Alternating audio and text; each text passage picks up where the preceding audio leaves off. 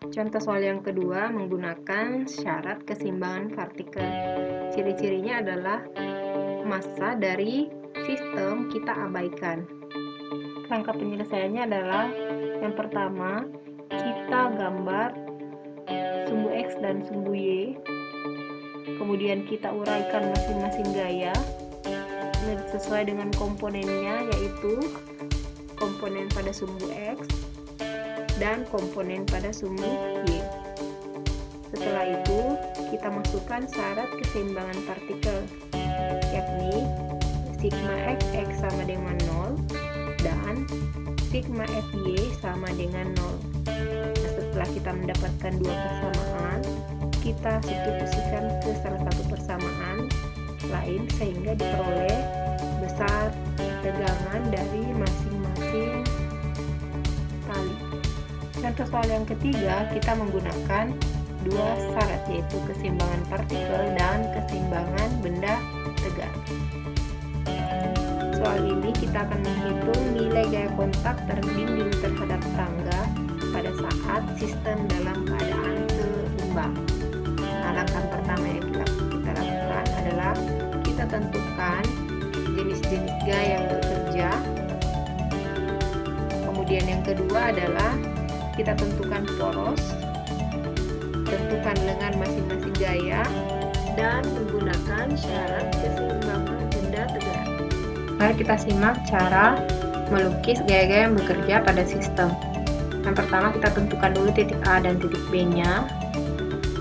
Kemudian kita lihat pada titik A gaya apa yang bekerja, yaitu gaya normal. Kemudian titik B adalah gaya normal B, berat beban atau tangganya. Kemudian membentuk sudut theta terhadap lantai. Kemudian karena lantainya kasar maka ada gaya gesek. Kemudian kita tentukan porosnya. Misalkan kita ambil poros adalah titik B, maka kita buat perpanjangan gaya. Kemudian kita tentukan lengan gaya dari masing-masing gaya yang bekerja. Lengan A adalah jarak dari gaya normal A terhadap poros. Kemudian LW adalah jarak dari perpanjangan gaya W terhadap poros. Nah, sedangkan B tidak memiliki lengan karena berimpit dengan poros. Untuk menghitung lengan A, kita menggunakan aturan trigonometri. Misalkan, segitiga yang dibentuk adalah segitiga, di mana sisinya adalah LA dan L. Kemudian sudutnya adalah theta. Karena kita mau menghitung LA, maka kita menggunakan cos theta karena LA berada di samping sudut.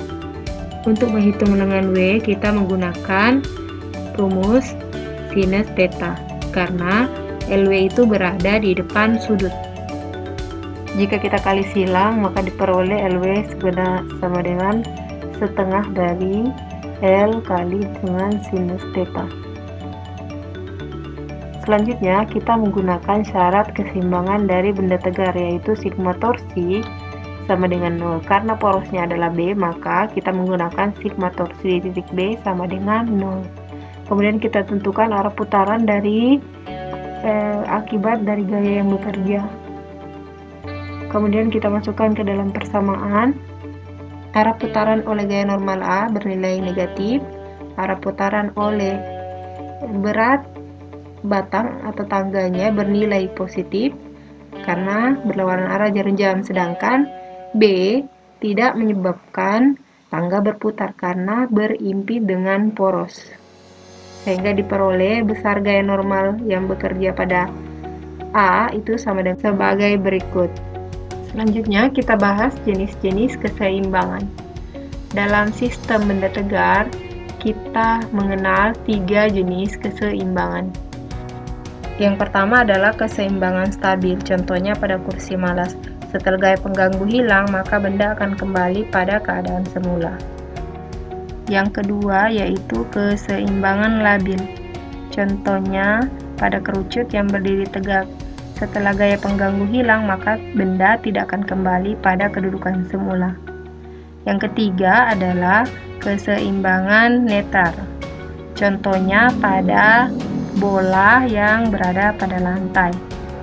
Nah, pada saat setelah gaya pengganggu dihilangkan, maka benda tidak akan kembali pada kedudukan semula, karena posisinya tidak berubah terhadap titik berat benda. Selanjutnya kita akan membahas titik berat dan pusat massa. Apakah perbedaan titik berat dan pusat massa? Mari kita simak penjelasan berikut ini. Titik berat adalah titik tangkap gaya berat suatu benda. Setiap benda akan memiliki bagian-bagian kecil penyusun benda tersebut. Setiap bagian tersebut memiliki berat, misalkan berat W1, W2, W3, dan seterusnya. Dengan koordinat masing-masing X1, Y1, Z1, dan seterusnya, sehingga koordinat titik beratnya dalam sumbu X adalah X0 dan sumbu Y adalah Y0, serta Z adalah Z0. Jika massa sama dengan massa jenis dikali volume, maka kita akan memperoleh koordinat titik berat benda homogen yang berbentuk volume, berbentuk luasan, dan berbentuk garis adalah sebagai berikut. Bagaimana cara menentukan pusat massa dari satu benda? Simak penjelasan berikut ini. Apa itu pusat massa? Pusat massa adalah titik letaknya sedemikian rupa sehingga momen-momen massa dari benda tersebut sama besar terhadapnya. Persamaan untuk menentukan titik pusat massa adalah sebagai berikut.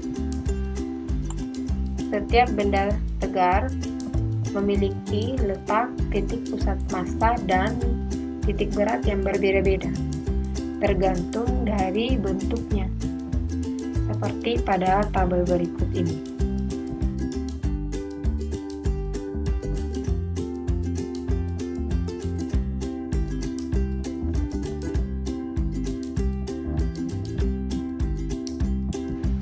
Agar dapat lebih memahami cara menentukan titik berat satu benda atau sistem benda tegar, simak contoh soal berikut ini.